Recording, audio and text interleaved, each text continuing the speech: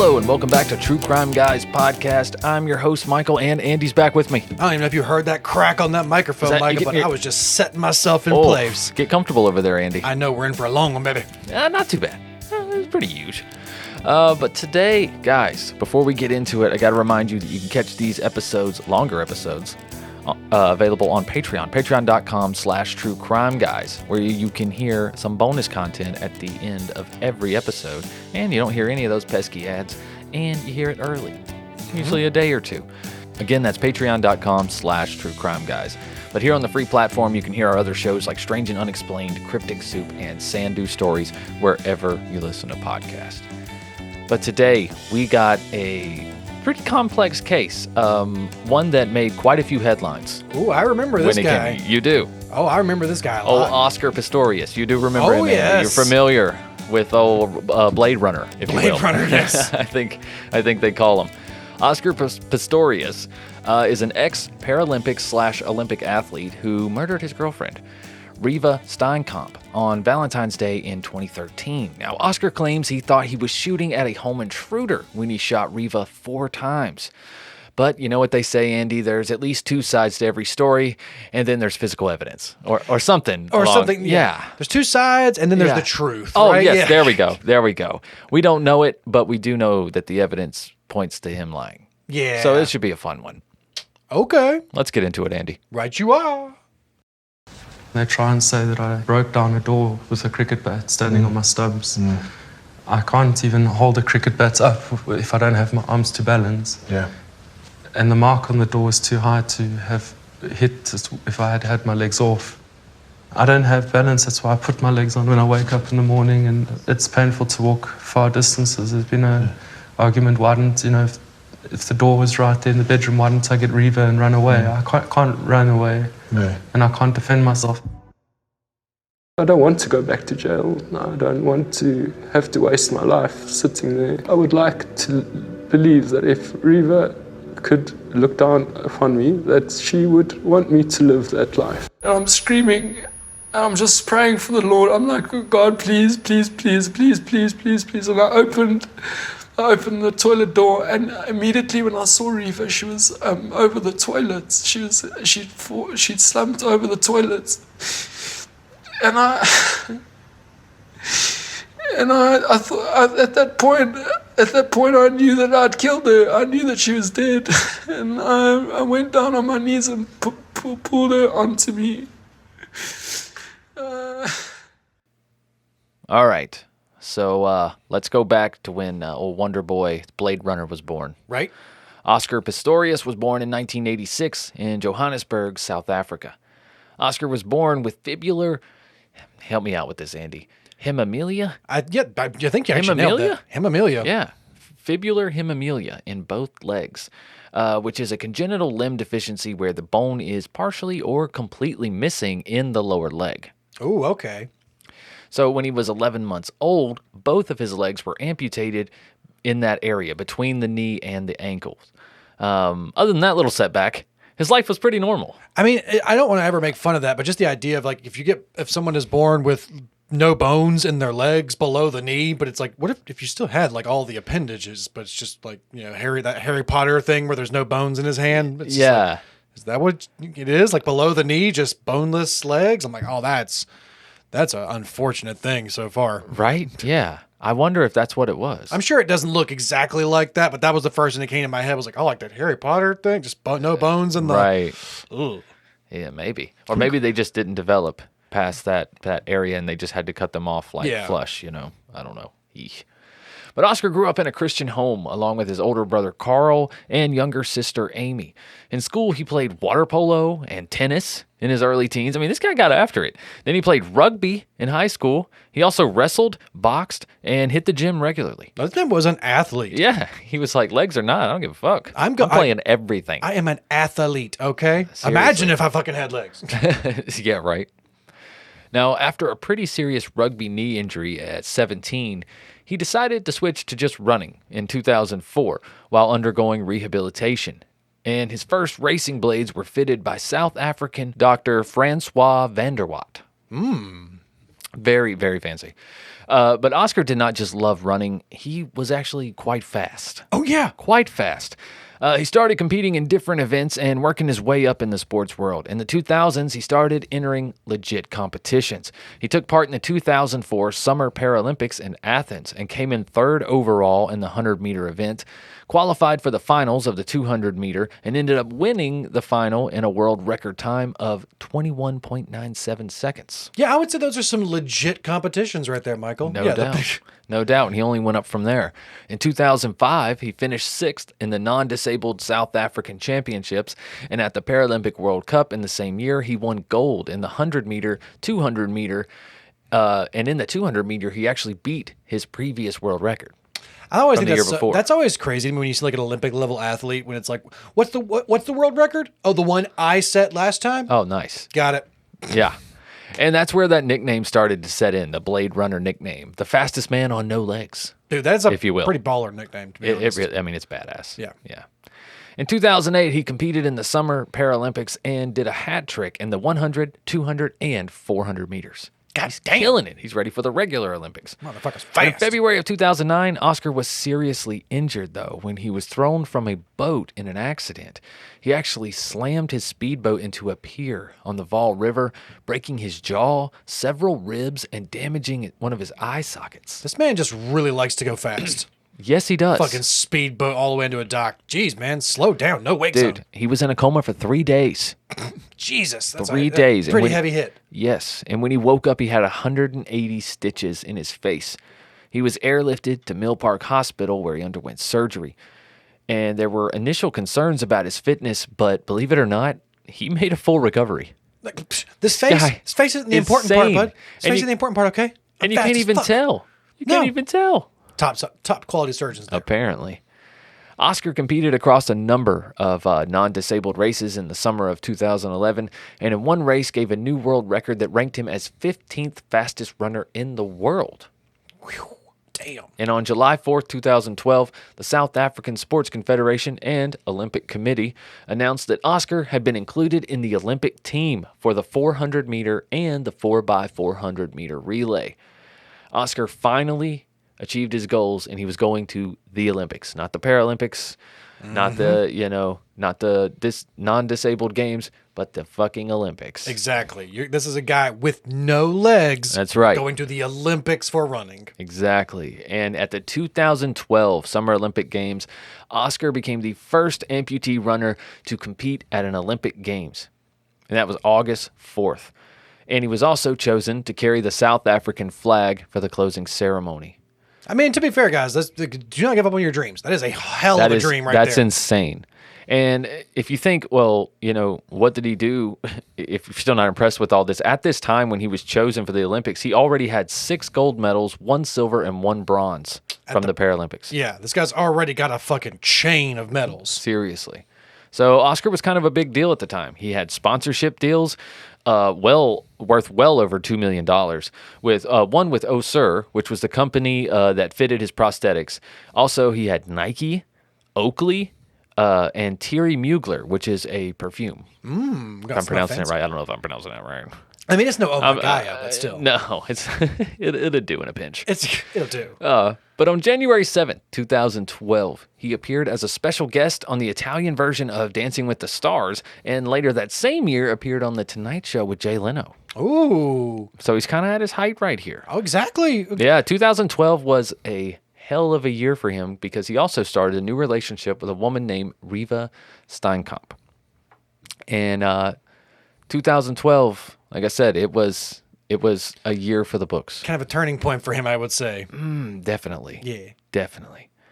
Now let's talk about Miss Reeva Steenkamp. She was born in 1983 in Cape Town, South Africa.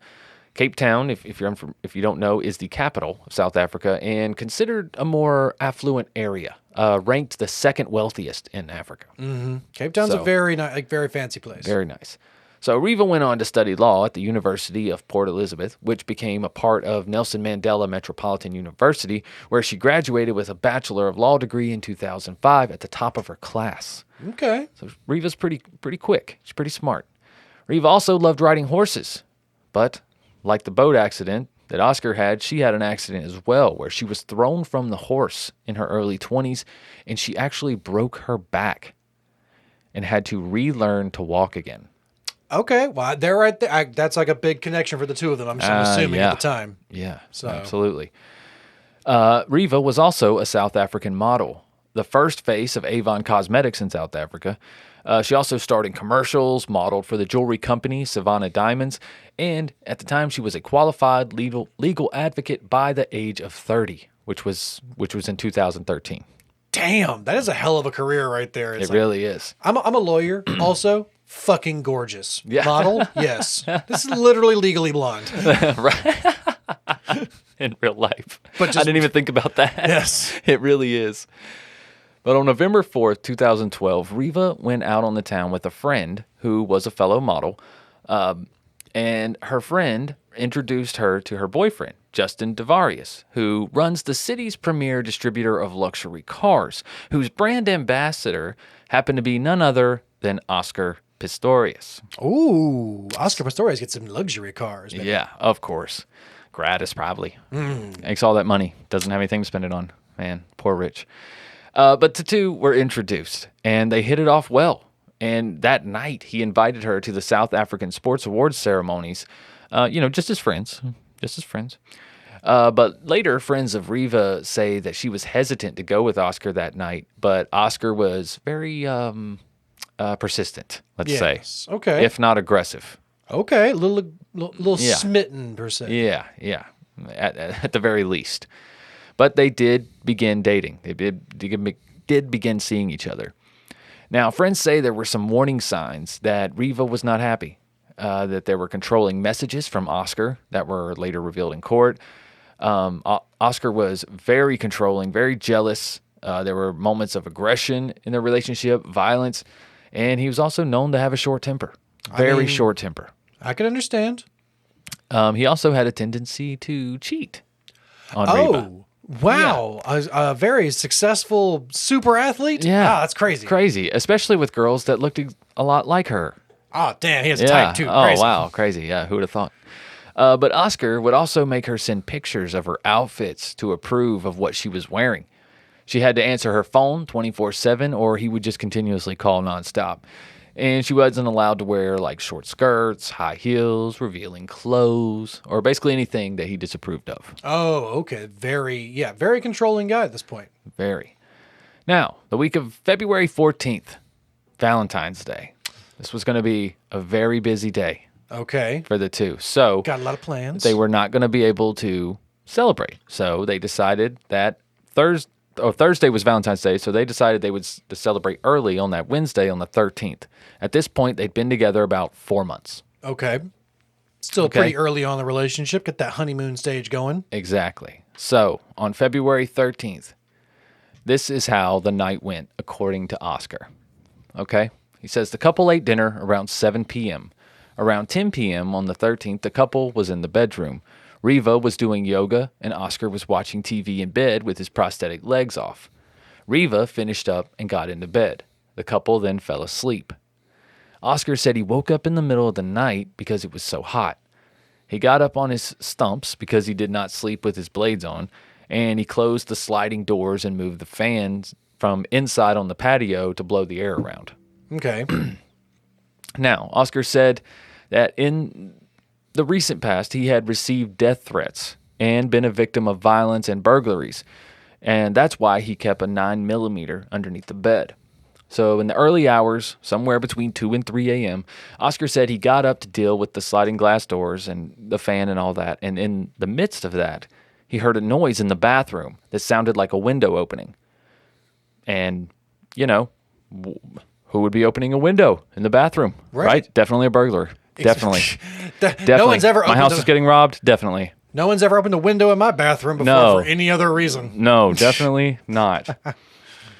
But he assumed it was a burglar because because contractors had left ladders on the outside of his house from the day before where they were working.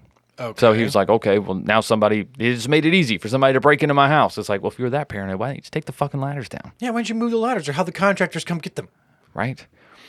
But Oscar was so scared he didn't even turn on a light. So he grabs his gun. He screams at the intruder that he's going to shoot. He said he was yelling that he had a gun and that he was going to shoot and to get out of the house. He was also yelling for Reeva to wake up and call the police. He said he assumed that she was in bed asleep. So Oscar heard movement inside the bathroom, and he's had enough. He starts firing shots through the bathroom door. He fired one shot, and then a pause, and then 3 more shots. Again, he shouts to Reeva to phone the police. She doesn't respond. He said he got back to the room as quickly as possible. He started feeling around the bed, behind the curtains, everywhere he could think of. Why don't you turn on a fucking light, you idiot? But there was no Reeva. He said during the time he was moving the fans around, Reeva must have gone to the bathroom, but he had no idea, or he had no inclination if this had happened because he didn't hear her, allegedly. Didn't notice that your girlfriend got up out of the bed, went to the bathroom, and closed the door. No. But, okay. So then he tries to open the bathroom door. It's locked. So he goes back to the bedroom, puts on his blades, his legs, grabs a cricket bat, and then bashes a panel out of the bathroom door to get in. Jeez. And there he found Reeva on the bathroom floor bleeding from gunshot wounds. Minutes after the shooting, Oscar phoned the manager of the building, Joanne Stonder, or he's of the gated community, I'm sorry. He's the manager of the gated community, and he asked him to call an ambulance. Then he carried Reeva down the staircase from the bathroom and laid her on the floor. He reportedly gave her mouth-to-mouth, and a neighbor attempted to tie a tourniquet around her arm to stop the bleeding from one of the gunshot wounds. He said she was still breathing, making a gurgling sound. The neighbor did. Also, one of the first responders to the scene was a neighbor, Dr. Johann Stipp. In his analysis of the situation, he noted that she had no peripheral pulse, showed no signs of breathing movements, and that her pupils were fixed and dilated. It was apparent that she had been mortally wounded. Like he was basically saying she looks dead already. Yes. And at 4 a.m. on February 14th, Detective Botha was awakened by a phone call from his colonel. He said Oscar shot his girlfriend. Everybody knew who Oscar was at this time. And this, okay? yeah, especially right in this area. Yeah. 15 minutes later, Botha was at Oscar's home. One of the first things he saw when he walked in the door was the body of Reeva, who had been shot 4 times, once by a ricochet, they find out later. Okay. Yeah, interesting. So Botha was told by witnesses it sounded like an argument had been happening for about an hour in Oscar's home between 2 to 3 a.m. They heard a lady scream, shots fired, a scream again, and then another few shots fired. The detective noticed the bloodied cricket bat on the bathroom floor along with 2 cell phones and a 9mm pistol. One bullet had gone through Reeva's fingers before injuring her arm, while another one struck her above the right ear, and one hit her in the hip. And then the other one was a ricochet, I think in the leg or something as well. Now, Botha went into the garage, where Oscar was in a bloody shirt and shorts, wearing his prosthetic legs. He said his head was in his hands and he was crying. There was blood on him, but his hands were clean. I asked him, "Did you wash your hands?" He said, "Yes, because they were covered in blood." So, that's good thinking, Oscar. That's definitely what we do in this situation is wash the blood away. Good job. Yeah. But Botha said, "We took the laptops, the iPads, the phones, the gun, the cartridges, all bagged, marked, and they were sent to different forensic departments. They even took away the broken down bathroom door after someone offered a police officer $50,000 for a picture of it." Yeah, we're going to take the door out of here. Yeah. This whole room is going to get picked clean. Exactly. When Botha plugged Oscar's cell phone into the computer, he found that Oscar had wiped his whole phone clean. Ooh, very recently, too. Yeah. Yes. Very suspicious. Is this like a new phone or something? Right, exactly. The detective remembered the first time he'd arrested Oscar in September of 2009 for allegedly slamming a door on his girlfriend's friend during a party at his home in the Silverwoods Country Estate. The two were at the party arguing. He told her to leave, and when she did, she tried to turn around because she realized she had left her keys inside. And when she tried to go back inside, Oscar slammed the door on her leg and then punched the door shut on her leg. Ooh. Again, like pushed it and pressed it again. Damn. She ended up having to go to the hospital. She did press charges, but Oscar, he spent the night in jail.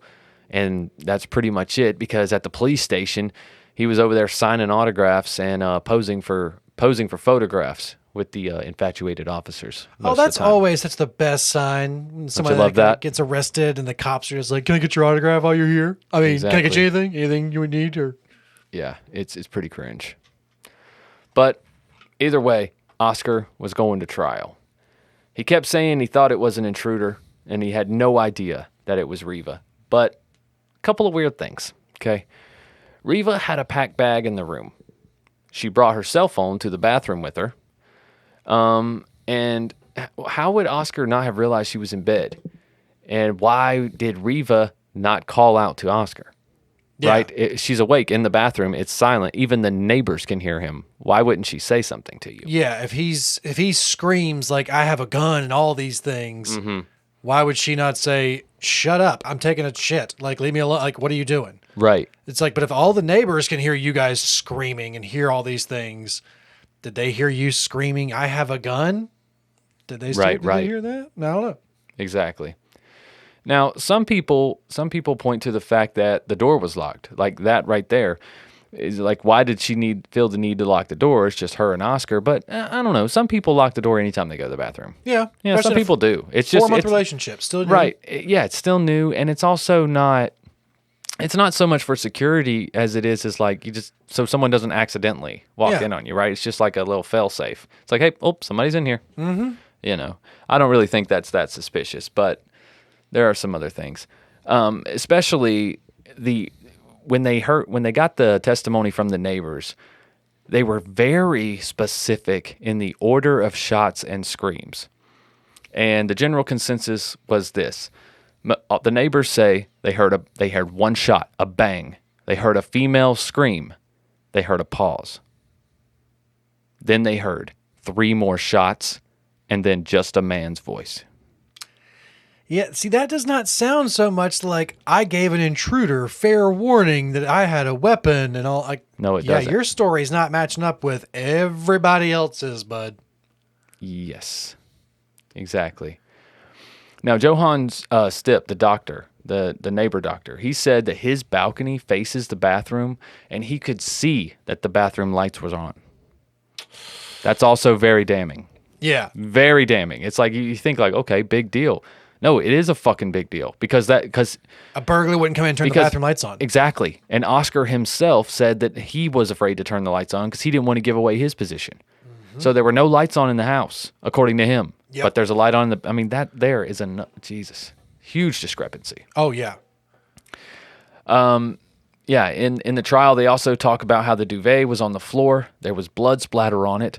Her jeans, Reeva's jeans, were the only thing not packed in her bag, and they were on the floor inside out. As if maybe they had been pulled off recently. Exactly. And all these things together, it'll lead any logical person to believe that there was some type of altercation here. Something happened besides I woke up in the middle of the night to move the fan. Yeah, something went down. There was some type of argument, altercation. Now, with the phones, they did send both of the phones to a specialist to try to get more information. They found out that Oscar's phone had been connected to the internet around 1:48 a.m. for about 5 minutes. So this is about 10 minutes before all the commotion starts. Okay. And he's claiming that he just suddenly woke up because of the heat, exactly. after 2. Mm-hmm. But yet we have proof that you were active on your phone 10 minutes before. At least. So one of the witnesses, who was a neighbor, had given testimony that she remembered the screaming, and she heard it not long before 2 a.m. or right after 2 a.m. because she was getting up for work, and it was, it concerned her, especially at that hour. Now, when the specialist looked through Oscar's iPad, which at 6:30 p.m. was used to connect to the internet to find free porn. Wow. Very creative on your Google search there, also, you think this ain't important, but it kind of is, because in his original story, he states that they were eating dinner at 7. Okay, so you're rubbing one out at 6:30 while she's cooking, and then you're going to eat dinner at 7? I mean, maybe. I don't know. Maybe. Who knows? This guy's got a weird life. Possibly. But who knows? But then at 9:19, it was used to look up some Ford vehicles. 9:19 p.m. Okay. Okay, when you said that you were already in bed. Okay. As well. At 9 minutes. Yeah. But See, then. but all other search history was deleted from the iPad and the phones. It's like, why'd you delete all the other history and you left the free porn? Left You the literally free typed porn. free porn. What did you? What other Google searches did you start putting in? Then you were like, "Oh, I gotta clear that shit out." That's No, I'll leave the free porn. I don't want it to make it too unbelievable. yeah. Everyone looks at that, right? It's almost like you put that on purpose. right. For real, though. Ford vehicles and free porn? What? It's just weird. Everybody's got their kinks, man. Yeah, that's right. At the same time? No, they weren't. But on September 12th, 2014, Oscar was found not guilty of murder. Okay, not guilty of murder. But he was found guilty of culpable homicide. And he also got one firearm-related charge of reckless endangerment that was from another incident. They just kind of looped them all in. South Africa, they're like, yeah, whatever. We'll go ahead and get you while you're in here. Yeah, you did this as Yeah, well? you did this as well, yeah. This was an event that happened when he was dining with friends. It was a few weeks before Reeva's murder at Tasha's, which is in the Melrose Arch Mall. It's some restaurant. One of his friends had a pistol, which he had tried to pass under the table to Oscar, and one way or another, the gun went off. And a shot ricocheted and almost hit another of Oscar's buddies in the foot. However, in the end, one of his friends took the fall for this to preserve his reputation, and nothing really came of it at the time. Oh, okay. I mean, that's still. I mean, yeah, I can understand where they were like, So "Oh, now that was they're you too." so now they're looking at it different. Yeah. Yeah. So on October 21st, 2014, Oscar was sentenced to 5 years in jail, but only served 10 months. Jeez, 10 months? But it's not over for him. It's not over for him. This is so weird. They sent him on a roller coaster ride, but good for him. I mean, I think he deserves it. So Oscar was temporarily released on house arrest in August of 2015, okay, based on good behavior and the fact that he was not considered a danger to the community somehow. Yeah, I mean, Even though maybe he's got multiple firearm charges, motherfucker can't even hold a gun without shooting it. Okay, Good guy. you're not allowed to have a gun, and you're not allowed to have your blade legs anymore, okay? Oh. But Oscar was expected to remain under house arrest and to perform community service as part of his continuing sentence. Now, regardless of his release from prison, he could not return to any athletic competitions until the whole 5 years of his sentence was complete. Okay, so even though he's out, but that's still not it. Because in December of that same year, December 2015, so he gets released in August. Yeah. And then just 4 months later in December, the case is overturned again. In the other way. Yes. Instead of being convicted of culpable homicide, now he's being convicted of murder. God, that is such a karma, like, just workaround idea. Yes. Just like, we can't get you on this. We'll get you on this. We'll send you away for this. Yep. Oh, we already got out? Hold my beer. Yeah, hold on. We got some more evidence. Hold my beer. But on July 6, 2016, Judge Masipa sentenced Oscar to 6 years in prison for murder, despite South Africa carrying a minimum of 15 for this offense. And on November 24th, 2017, the court appeal extended Oscar's jail term to 13 years and 5 months. So still not the 15. Still not the 15. You want to tell me celebrity doesn't play a role, dude? Yeah, it definitely. There's something going on here that's still, they're like, we can't give him the minimum. Right? Come on. And then at that time, in 2016, his possibility of parole was in 2023, and he must have gotten it because he is out now. Oh, yes, he is. He is. But real quick, I want to talk about, well, I guess we could talk about him now. He was spotted in, this is from like 3 days ago. About Oscar. Mm-hmm. He was spotted in Waterkloof, which is a high-end suburb of Pretoria, and he was seen dining with a woman named Rita Grayling. Okay, she's a business consultant and a model. And guys, I am not exaggerating when I say she looks exactly like Reeva. I promise you. Dude has a type. It is creepy, though. Yeah. Knowing what happened to Reeva, it's like, really? You look like her twin sister. Right? Oh, my God. And just the notion that, like, I understand that everyone gets these little second chances, but, dude, for real? As this lady, come on. Yeah, I know, right? And speaking of Reeva, at the time of her death, Reeva was signed up to appear on season 5 of the reality TV show Tropica Island of Treasure and had filmed the series episodes on location in Jamaica. The series began airing as scheduled on February 16, 2013, 2 days after her death, and the first episode of the series was actually dedicated to her. And there was also a video tribute to her as well. Yeah, I mean, they couldn't not show the whole series. They filmed an entire reality TV show. Exactly. She was just one contestant. Exactly. And this is not related to the case at all. I just thought it was a strange coincidence, okay? The day before Oscar's bail hearing, his brother Carl had appeared in court on none other than a culpable homicide charge. They throw this around pretty willy-nilly. Yeah, apparently. Stemming from a 2008 auto accident in which he collided with a female motorcyclist who was killed. A reporter for the Daily Maverick wrote, "Accidentally killing women would appear to be a family pastime." At least tradition Ouch. or something. Ouch. God. So, yeah. Also took them a while Carl to get Pistorius. him on that charge. It was a 2008 incident. They didn't get him until like 2017. Jeez. Yeah. About 10 years later. So, Yeah, pretty crazy. But, yeah, accidents, quote unquote, seem to run in the family of Jeez. Pistorius. what are you guys, the Kennedys? Come on. Yeah, Jeez. man. It's crazy. This is an insane story. I was kind of surprised I hadn't heard of it. Again, Thena, thank you for bringing this to my attention. Andy had heard of it already, and I'm sure many of you have. But yeah, I had no idea about this. I wonder how much of the boating accident, how did Oscar's personality change after the boating accident? It's like anytime somebody has a crazy head injury like that, I mean, my man had to have an eye socket reconstructed. Yeah. Yeah, he had some brain damage. 180 stitches in his face or something. Right? Yeah. It's like, how does that affect somebody? How does that, at least Not to their mention- impulse control. Not their to mention, this judgment. guy spent a lifetime playing sports, playing rugby, even. And like, yeah, he quit running, but I mean, the damage could have already been done. Yeah. Like I said, this guy was an athlete. This guy dedicated his life to like becoming an Olympic level athlete, and then also has a traumatic brain injury where he goes through this big coma for several days while he's already successful. I would almost question the same thing. It's like, how much of his behavior ever changed? It's not excusable. No. I'm just wondering if that made him more impulsive. I'd like to know from somebody close to him, like, did his behavior change? Was there a noticeable shift in his behavior after the boating accident? Yeah. That's like, clearly there's not like a Gary Busey level difference in behavior here, but something may have shifted a little bit in there. Like at a least Sam judgment. Kinison difference. You ever heard that story? Yeah. Man, it's kind of sad. It's life-changing, though. Yeah, no doubt.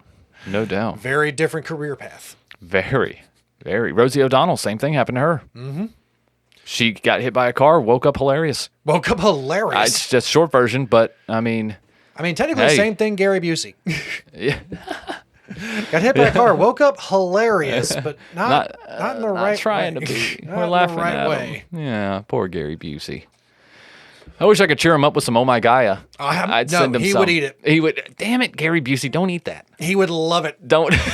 This tastes just like a lumberjack. Delicious ice cream. Damn it, Gary. But Oh My Gaia is an innovative all-natural deodorant, fragrance, and beard oil company specializing in paraben and aluminum-free products. Guys, there is tons of scents to choose from at ohmygaia.com. That's ohmygaia.com. There's honeysuckle, fireside, bergamot, amber, pear, sweet pea, sailor, barbershop, coconut, dreamsicle, leather, lumberjack, so many. And we have our own scent called True Crimepine. If you don't know where to start, that's a great place. Smells great in the fall and year-round, really, because pines are evergreen, just like this scent. Ooh, Boom. forever. You like that? But because you guys are True Crime Guys listeners, you can use the code word Crimepine, CRIMEPINE, no space, for 15% off your order at ohmygaia.com, ohmygaia.com. Again, use that code word Crimepine for 15% off your order and go around smelling good and being healthy. All right? What's better than that? Oh, I don't think so, Michael. Maybe having a subscription to True Crime Guys Patreon? Oh, that could be better. That You're could going for the complete- whole package, That Andy. could just complete the little circle right there. It absolutely could. And the best place to do that is patreon.com/truecrimeguys. Obviously, guys. You can hear everything we have ever released, including early releases of these episodes with bonus content and none of those freaking ads. You guys not tired of ads yet? Or some of you rich guys got like subscriptions to the premium Netflix Huh? Got the YouTube Premium? What is this? Right? What is this? YouTube freaking Red? Oh, man. Like I said, I will never forget the day when I was riding in the car with my brother, listening to the radio or listening to Spotify, or I thought was Spotify, and I took their phone and I hit skip twice, and he looked over at me and said, "Hold on, man, I'm almost out of skips." And I was just like, "Do you need money? What? Like that is." Yeah, but we prioritize music, Andy. Exactly. There's a lot of people who don't pay for a music subscription because they're like, I have YouTube. I can throw. I'm like, yeah, but you don't get to pick what comes on next. All right. I was just like, hold on. Are you hurting from? I would cancel all of my video subscriptions to keep Spotify if I had to. It'll be the last one to go. It's like Spotify and power to run it. I need that freedom of being like, what song did I just think about? That's what I want to listen to. I want to hear it right now. And what do I want to hear it 14 times in a row? You bet your ass I do. It's like, think about it. We came from the generation that had to go on fucking BearShare or LimeWire and risk our entire computer to get some songs we want to listen to. Mm-hmm. And now we can listen to them at no risk of a virus whatsoever at good enough quality, right? Whenever we want. It's like, let us have this, damn it. I still don't take it for granted. No, let us have this. But anyways, we got way off topic here, Andy. Who cares? Yeah. End of the show. End of the show. Who's still listening? They're not even here anyways. But if you are, thank you guys for listening. Please go leave a review. Go give us a follow on social media. Join the conversation. Where Thena is keeping you guys up to date on everything that's happening in the true crime world. Give us a follow at True Crime Guys, wherever you are. You can send case suggestions there, direct message, or email us at truecrimeguys@gmail.com. All right, that's pretty much it. Andy, you got anything else? I do not, Michael. All right, guys. We also have music on Spotify. Yes, you do. Yeah, that if you have a premium subscription, you can listen to it without ads. As much as you want. As much as you want. All right, guys. Well, we'll see you next week with another True Crime Guys case. All right. Until then, just keep on creeping. Bye.